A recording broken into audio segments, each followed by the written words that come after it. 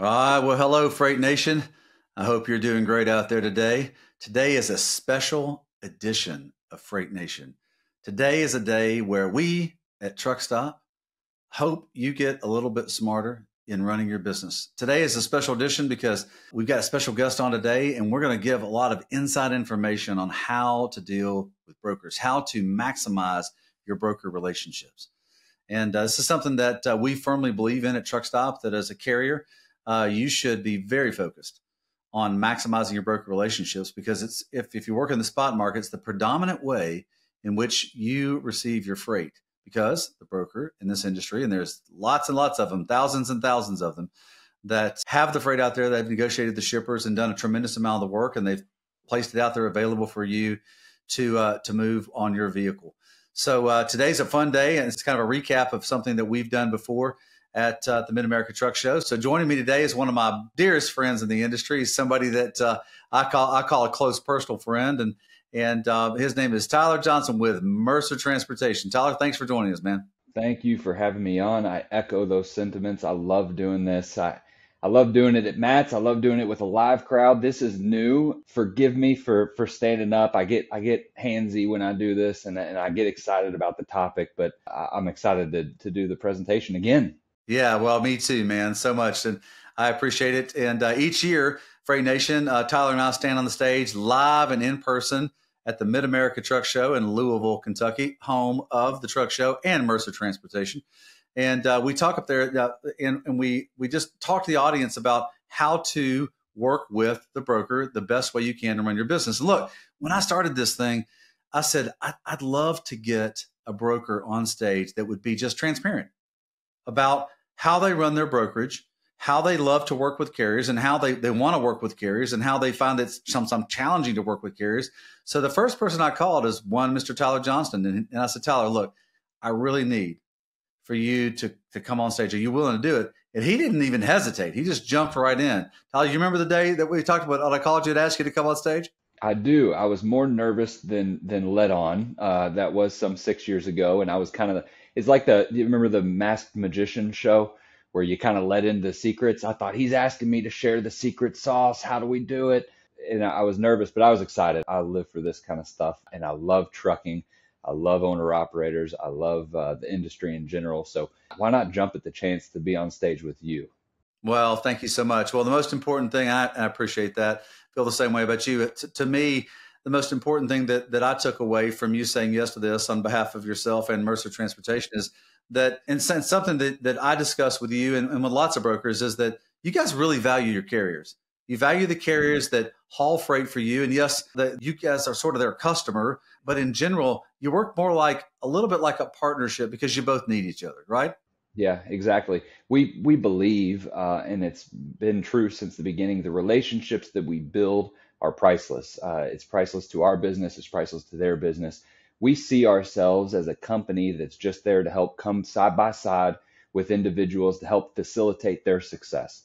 That's what we are in the industry. So we really see them as true partners in a sense, and we're trying to work towards the same goal. We're trying to build bridges, not barriers, and it's always a pleasure to even talk about it. Oh, man, fantastic. All right, Freight Nation, this one's for you. If you're a carrier out there, I hope you take the time to get all the way through this. And I promise you that if you'll wait till the very end, Tyler's going to talk about something that he, as a broker, wishes every carrier knew in order to move freight for their brokerage. And it would allow that carrier to get the best freight on their truck at the best prices. So, all right, Freight Nation, we're going to jump in. I'm going to have a few slides at first. It's a little different. You'll notice it's not just two people talking like we normally have on Freight Nation, but this is actually a little bit of a tutorial on how to work with a broker. So, all right, so Freight Nation, let's just jump in. All right, so you got Tyler. I already introduced Tyler. He's right there on the screen at Louisville, Kentucky. Hey, there's Mercertown. All right, so let's go. First slide. Believe it or not, Freight Nation, if you're a carrier out there, the broker's biggest obstacle in working with you is communication as well. And I know that by research we've done at Truckstop, that your biggest challenge is negotiating with brokers. So guess what? It's the same thing. So, and this is kind of what Tyler and I were talking about in the beginning, is you guys are both trying to solve the same problem. How can the broker move freight on behalf of their customer, the shipper, and how can you move freight on behalf of the broker, your customer. So it's a triangle that you guys all need each other's. But communication is the most important thing. I know you'll see there that negotiating a fair rate is the second one, but the communication is what it's all about. And so why do you want to communicate? Well, what's the power of negotiation? Well, let's just take some simple math. Base it on freight that moves 1,400 miles one way on a trip on an average 100,000 miles a year, which is about an average length of number of years, miles a year that a carrier hauls inside the spot market. So if you just negotiate 10 cents more per load, it's about $140 or almost $10,000 that you would put in your pocket. Now, last time I checked, that's 10,000 profit dollars, not necessarily cost dollars. So because you're trying to cover your cost no matter what, you want to make a profit on top of that. But if you could negotiate just a little bit more, boy, does it pay off to your bottom line. So I say this to make it simple, because a lot of times you just try to negotiate for a few dollars, but just look at the cents per mile and try to negotiate that, because we're all paid presently on a per mile basis.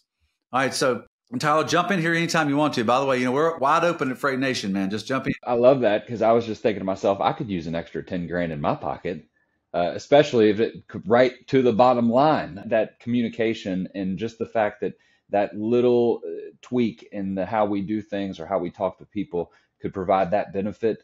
It's priceless. Yeah, fantastic. So I know this is a case for you in the brokerage. I know this is a case for you in the brokerage, Tyler, but it's important for carriers too. So this next slide, Freight Nation, when you look at it, why do you want to have good communication with your broker out there, whoever you're doing business with, whether it be a shipper or a broker? But why do you want to have very good, efficient communication? It's because the best freight in the spot market moves fast. It moves super fast.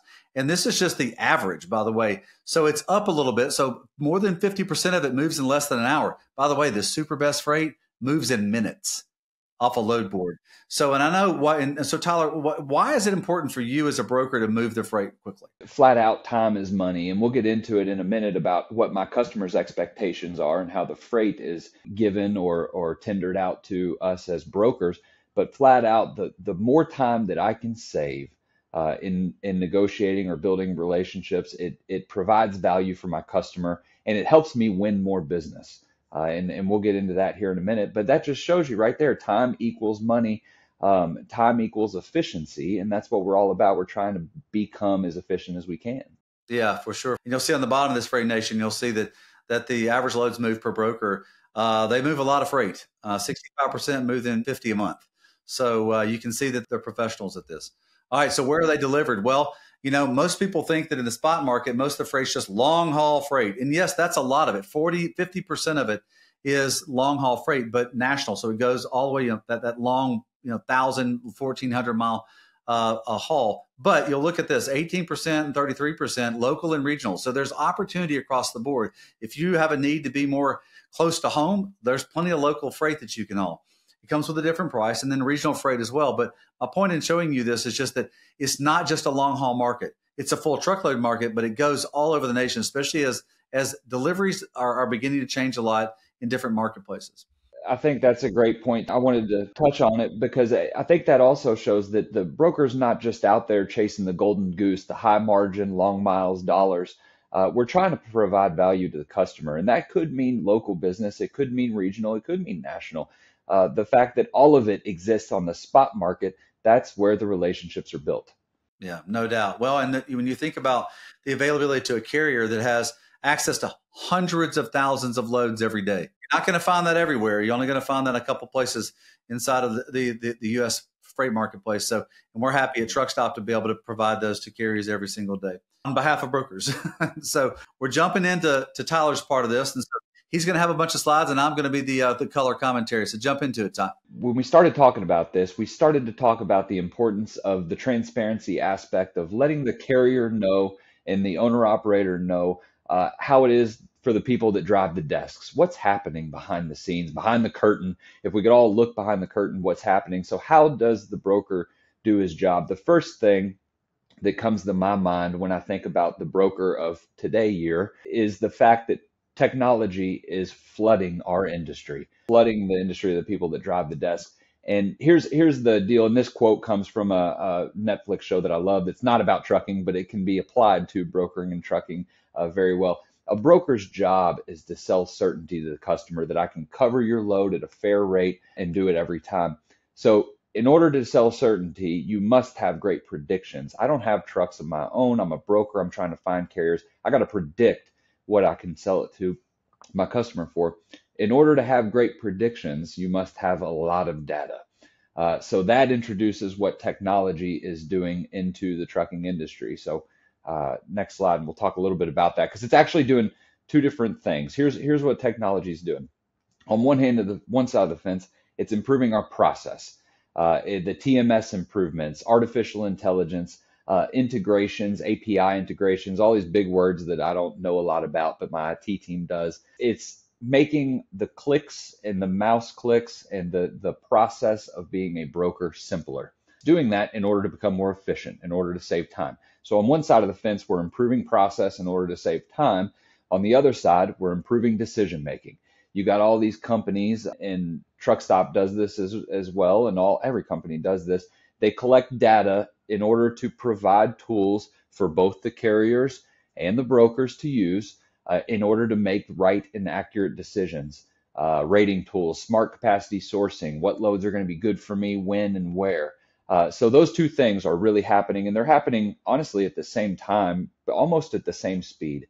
When I go and I meet you at a lot of these things, to different conventions and things, I see these technology companies that are doing both of these things. They're improving process, and then in the next booth, you can find someone that's trying to improve your decision making and your data mining. So what effect does that have? What is it doing to us as an industry? Next slide on us there. Right. Tom, one quick comment on that. In the brokers that I've spent time with, Freight Nation out there, just to kind of give you an idea, in the broker's mind, they think workflow.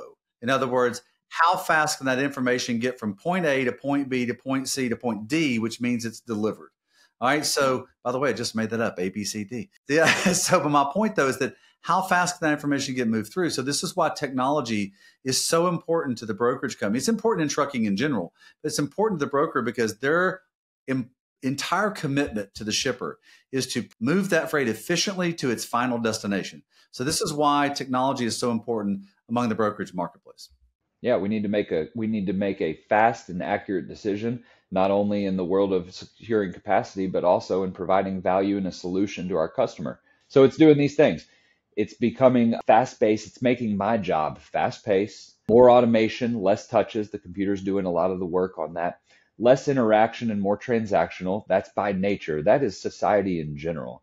We're becoming more, there's less human-to-human interaction. And it's becoming very competitive and accurate. There aren't these big giant swings anymore in how we're predicting freight. I equate this to a lot of my owner-operators as this. We don't use the Farmer's Almanac to predict freight swings anymore. We have sonar now, quite literally.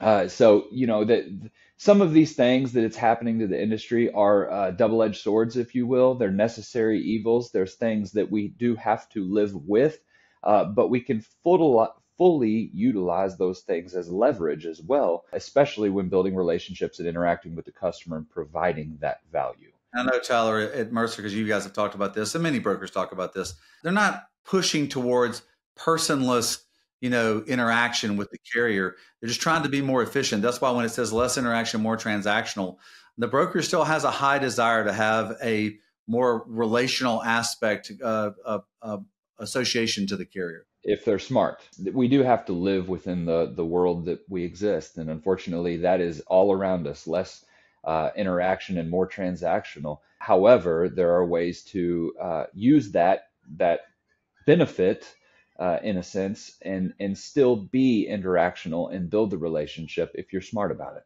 And that's what we need to be. So how do we go about combating this tendency or nature as a carrier? What do we do? This is the first thing that I encourage all carriers to have and all owner operators to have a knowledge of.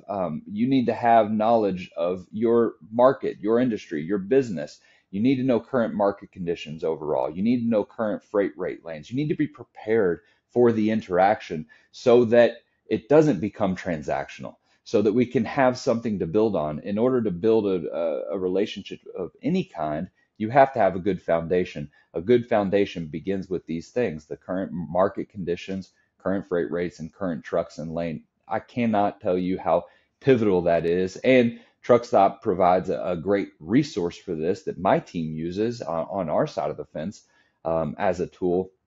And I'm going to steal a quote from you. It just popped in my head because we used it this year on stage. You said that for so long, the brokers had these tools as their leverage. It was their leverage. And then you said that now the carriers have those same tools to use as your leverage, and to know your markets, know your data. And then we kind of agreed that we need both of those things to become our leverage in providing a right solution for the customer. That's what we're trying to ultimately accomplish. Right. If you can get to the decision faster because you both have the information, then both parties, both the carrier and the broker, should benefit from being able to get more freight on a truck, and the carrier manager can get more, can close more loads in a day, so they can help out the broker they work for. So it's super. This is why this is super important, because if the carrier doesn't know the information, then they may feel they're getting screwed. But if they knew the information, the current market conditions, and know 250 is a great per mile rate in that lane on that day, then you can agree to be able to close the freight. So super important to know your data. We at least have a starting point at that point, and we know where we're going. So how to start well. This is one of my favorite slides. We added this last year, and I love it. Look, coming from the brokerage side, you can lead a horse to water, but you can't force him to drink. Everybody asks me, and often when we get done presenting, I get asked, how come they didn't ask me more questions? All they wanted to do was make the transaction. And I agree, and that's unfortunate. Sometimes you can lead a horse to water, but you can't force him to drink. So I encourage carriers and owner operators to provide that stuff up front. Provide the things that I want to know as a broker up front, because I'm just not smart enough to ask you sometimes on some of it. So tell me your equipment. Tell me the complete details about your equipment. Do you have a flatbed? Do you have a step deck? Why? Maybe I have something that I can work out with one of those things. Your actual location. If I know how far you have to deadhead in order to get a load, I might have something better for you. I might have something that we didn't even know. I didn't know to ask. How often are you there? Is it something that's a repeat business? I equate this to all of my new orientation class whenever they come on our asset side. What better opportunity do I have as a salesman if I knew I had a fleet of trucks supporting my every move, about repeat lanes and repeat business? I could go to my customer and say, hey, I'll take 3 of those a week because I have a guy that'll do it for me 3 days a week. Tell them what works best for you and why it works best for you. Again, we're looking to build relationships, not barriers and bridges. We're looking to build bridges to come up to the best solution for the customer. So that's a good one. But again, sometimes you just got to lead the horse to water, you know? Yeah. So I'm trying to, is that you drinking the water? I couldn't figure out, we talked about that. I couldn't figure out which one I was. No, I think I'm the horse standing there going, what do I do next? Somebody tell me what I do next. I think that's right. I think that's a good one. Yeah. So how do you continue to start well? So there's some phrases that I know a lot of truckers can use that kind of put a barrier up. So how else do you start well in the communication aspect? Icebreakers, the good old icebreakers. Let me tell you something. One of my favorite, after grinding all day long and trying to land this new customer and get this new freight that I haven't had an opportunity yet, the one phrase that I love hearing the most is, boy, that rate's cheap. First thing I hear. Or what's the best rate you got? Or other brokers have it posted for more. That just, I always say, don't define the problem. I know that it's not the best rate. It's the best I can get right now. The customer's in the business of making pipe. They're not in the business of freight. I've got to convince him to let him know that I can provide him a solution to his freight needs at a competitive price. Again, we're in competition most of the time. So don't define the problem. Define the solution. Tell them those things that we said on the previous slides. Tell them where you're at, how often you're there. Talk to them about the market in general. If you're in the middle of Utah or Colorado where there's not a lot of manufacturing going on, now we might have some common ground. I don't get out here very often, or I do get out here often, and I would love a backhaul to XYZ place. It's just, I always encourage, don't start conversations like this, because all this leads to is that transactional nature that we're trying to avoid ultimately, you know? Fantastic.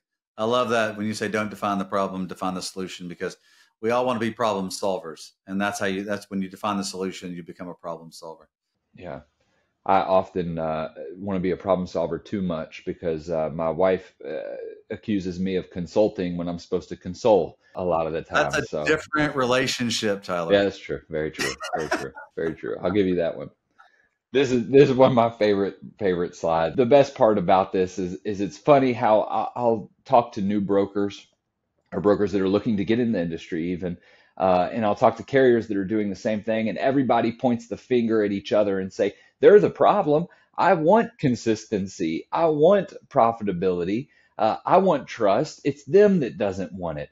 Everybody's pointing at everybody, saying that they want the same, or that they don't want the same thing as the other person, and we do. We just have to get past the first, that icebreaker moment, and the transactional moment where we can say consistency is good, comfortability with each other is good, equates to profitability and trust, and those two things are, I'll use it again, priceless in our industry, especially in the fast-paced nature of it.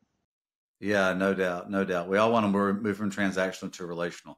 All right. So what's the value of these relationships across the board? And most people, I know we always want to just think about ourselves in something, but what's the overall value of this?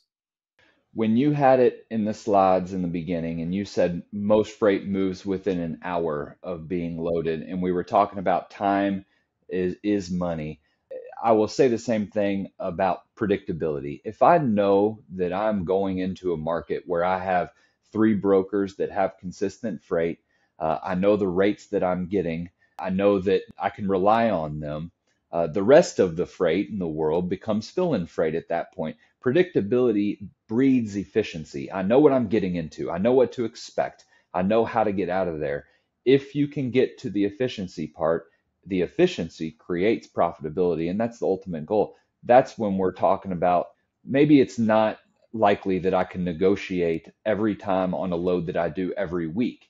But that's the consistent point. That's the concrete point. I can negotiate 10 cents on the load that gets me there, that I know that I have the backbone to keep me rolling. And that's where, when we were talking about an extra 10 cents saves you 9 grand in your pocket. If I know I have a good foundation, the predictability of what I'm expecting and what I can get into creates this profitability through efficiency. So that's what I kind of want to teach. Yeah, no doubt, no doubt. And I know Freight Nation, I talk about this a lot whenever I'm talking about carriers moving freight, about the desire to be efficient with your operation. And a lot of that comes with miles per gallon that you're getting for in your fuel, because it's your largest cost. So, but also it's also a measurement of time. The more time you can maximize, in other words, the faster you can get to getting a load on your truck, the more loads you can haul per year. If you haul 2 extra loads a year, that's, for the most part, you will have covered all of your base cost of running your operation, except for just the fuel on that trip. It's all profitability. So 1 or 2 more loads, maybe one more a month, maybe two more a month, maybe it's just 1 or 2 a year. Either way, the efficiency creates the profitability for you. Yeah, it's like getting an extra paycheck. Hey, that's a good way to put it. Absolutely. All right. So in the end, Tyler, we all know brokers don't care about relationships. They just don't care. Now, wait a minute. That's not necessarily true. Brokers are humans too, and they like relationships. I know that. So why would the carrier and the broker want to create the relationship together? Or they should want to create the relationship. Sometimes they build blocks that inhibits that from happening, but this is exactly why they create opportunity for themselves. Steady lanes, steady routes for the carrier. That creates or talks about what we just talked about, the efficiencies that we can have from steady lanes and routes. Familiarity, trust equals higher rates. I can't stress this enough. If I know a carrier, and I have a relationship with the carrier, especially in today's world, when we decided not to talk about it, but the other F word, fraud, is going on so much in today's world. That familiarity and trust is equal to a higher rate on my portion, and quite frankly, on my customer's portion too. He is willing to pay for the security that their freight's going to get from point A to point B in a timely, good, efficient manner. and you get to move more loads. Brent, you just said it. What's an extra 2 loads a year or even a month on a carrier? It hits your bottom line differently. So that familiarity, the building a relationship allows you to save that time that we talked about, and it's just time equals money on that. If as a broker on the broker side of things, if I can have one phone call and answer one phone call that says, "Hey, do you have any more of those Louisville to Orlando, Florida loads?" and I can tender that load to you in 5 seconds, my day just got more efficient. I'll take 100 of those, please, because it allows me to work on something else on the other side of things. So yeah, it's imperative that we try to build these relationships. All right. So this is not a lot. Freight Nation, I hope that you stuck around to the end, because when I asked Tyler to come be on stage with me and talk to the carrier audience at Mid-America, I said, Tyler, you can't just come with the normal stuff and just say, hey, this is how brokers operate. This is how we want to operate with carriers and the normal things. And those things are fine. And those things are good. But I said, you've got to give them a little bit of the special sauce. You got to give them a little bit of maybe what's something you wish that every carrier knew when they were working with you that would benefit you as a broker so you could benefit them as a carrier. And he said, how the broker gets the freight. I wish more people knew how we did our job. Well, and so let's go to the next slide so you can talk about why that is important. You know what's funny about this? When did we started doing this? In 2018, maybe? The best part about this is none of this has changed since then. And I don't think it will, not with the onset of technology in other forms or fashion. The broker, this may be surprising, and hopefully it doesn't fall lackluster to a lot of you, but the broker gets his freight 3 ways. That's it. There's only 3 ways. No real magic to it, 3 ways. The first of which is contract freight. Contract freight's when a big company, we'll just use Pepsi. I'll just think of one. Big manufacturer. We'll use a big manufacturer. That's good. They send out a bid package, what they call a bid package. And it's usually an Excel form or some other form. Sometimes it's done through the computer. And a guy like me sits down and says, okay, and it has everything that they're going to ship for 2025. And it says that it's going to have 50 Louisville to Orlandos. And a guy like me sits back and bids on each individual lane one by one by one. Mercer can take 25 of them and we'll do it for this rate. And we send it back, and an analyst analyzes that and says, okay, we'll award you this, we'll award you that, we'll award you this. The reason it's important for you to know this type of freight is A, the rate is firm. It's usually called direct tendered load, booked load. They say, what do you mean the rate's firm? The rates are never firm. Well, the rate's firm on my end. I told some guy back in 2023 that I could take 50 of these loads for this rate. So the point I'm making that is there's really probably a little bit less negotiating room in that, because I've already set my rates and I can't go back to the customer on any of that stuff.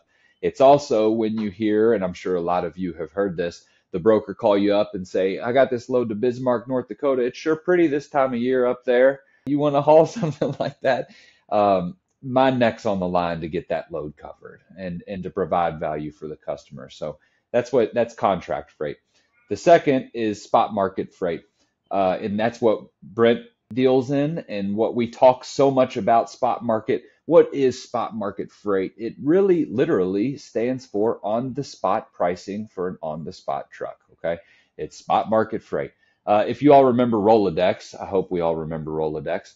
Spot market freight, that is old school. Spot market freight is when the customer literally has a Rolodex of brokers and carriers on their desk. And they do this not in Rolodex form anymore, obviously, but they send an email or different forms of that to everybody and says, here's my freight, bid on it. Find me a truck right now. In this type of freight, you'll see lots of competition from both sides. You'll see lots of loads posted on stuff, and that's because they're legitimate and someone is trying to win that freight.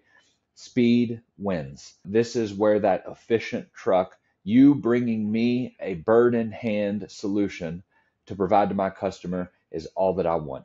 At this point, I haven't even given my customer a rate yet. I might have in some instances if I'm willing to gamble and if I'm willing to bet on certainty that I can give them a truck.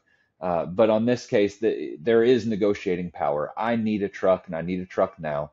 and I'm going to commit it to my customer. So that's spot market freight. Relationship freight is the third kind. You'll see this often posted by one broker. It's relationship driven. It's where me and Ted from the concrete company have done business for 20 years, and he's only going to call me. He knows that I'm going to provide him a reliable solution that's going to get his freight to point A to point B at a competitive price. At this one, I would say there's good room for negotiation as well. And this is one that we can build relationships on, because I can tell you more about the customer, how often they ship, where they ship to, and you can really create your efficiencies through that. So I hope it was as good of a surprise as it always is, but three ways, that's it. That's all. That's the only way we get our freight. And there's lots of variations in between those ways, but that allows, hopefully, the carrier to go away with some knowledge of saying, okay, I know what I'm dealing with when they say direct tendered, or it's a spot load, or this is my guy. I used to call that relationship freight. He's a good guy freight. So when a carrier calls you, and if they knew the category that it was in, how is that a benefit to you? Because I know that a carrier, if it's a spot market load, they know and I know that we need to get to a solution fast, and I'm competing over this. So I'll call you back in 5 minutes. I'm sorry, I don't have 5 minutes. I need to do this now. If it's a contract freight, it's the broker knows and the carrier will know at this point, I may have more of these. I'm going to have 50 of these loads over the course of the next year. How often are you in this area? If again, I'll go back to that leads a horse to water slide. If I knew the right questions to ask, half the times I could get out of my own way. But sometimes I need the carrier to do that too. In the same with the relationship freight, I know everything about their business. I've been brokering their freight for years.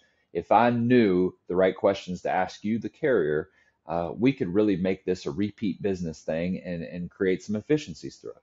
Right. So I know sometimes when you're negotiating with freight with some with a carrier out there are times in which you don't make a profit on the freight, because like on contract freight, if you bid it in January at a certain price and we're in July and the price is tremendously different, there's times in which the broker takes no profit on a load, correct?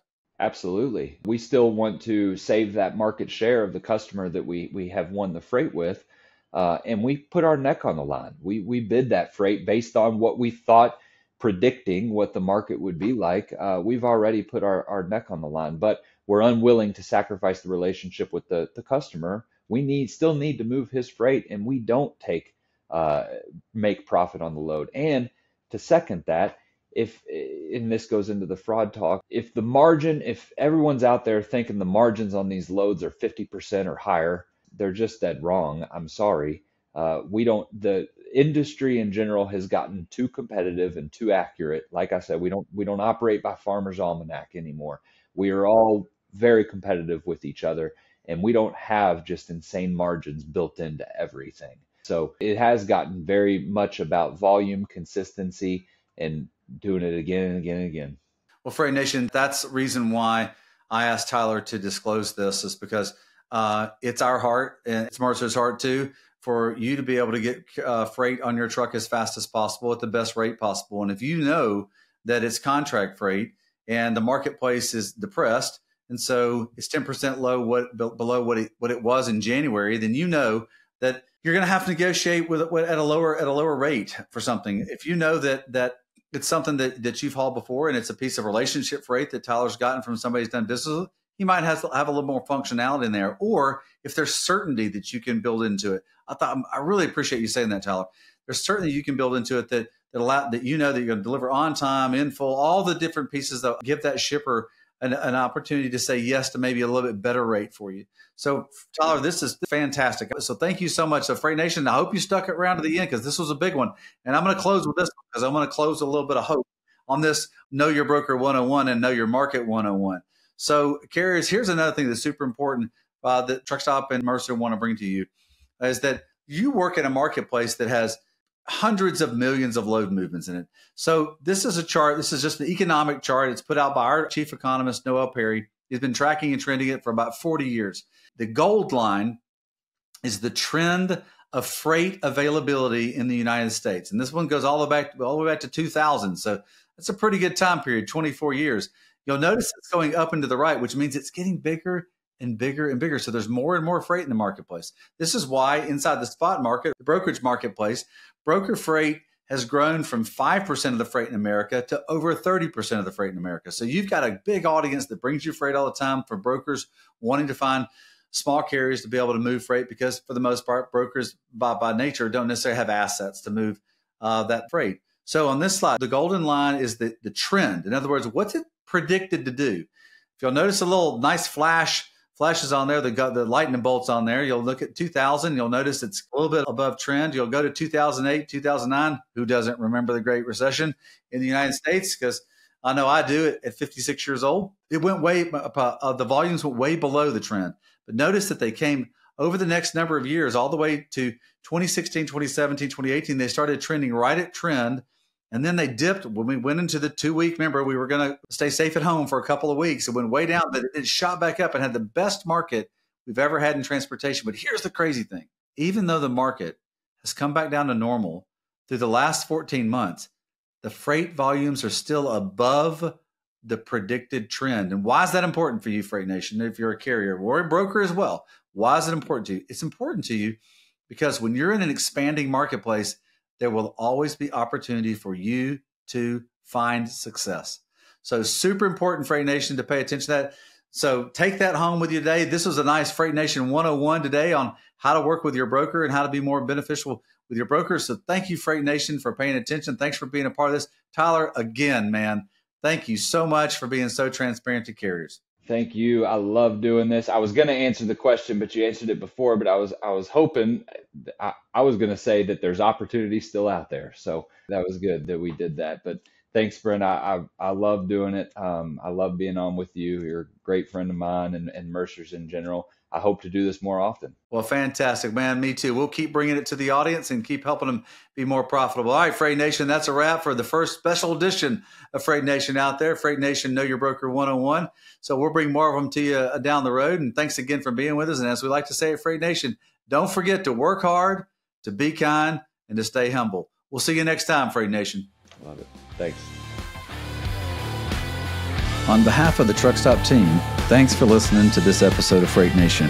To find out more about the show, head to truckstop.com/podcast. If you enjoyed this episode, make sure you hit subscribe so you don't miss any future episodes. Until then, keep on trucking and exploring the open roads with Freight Nation, a trucking podcast.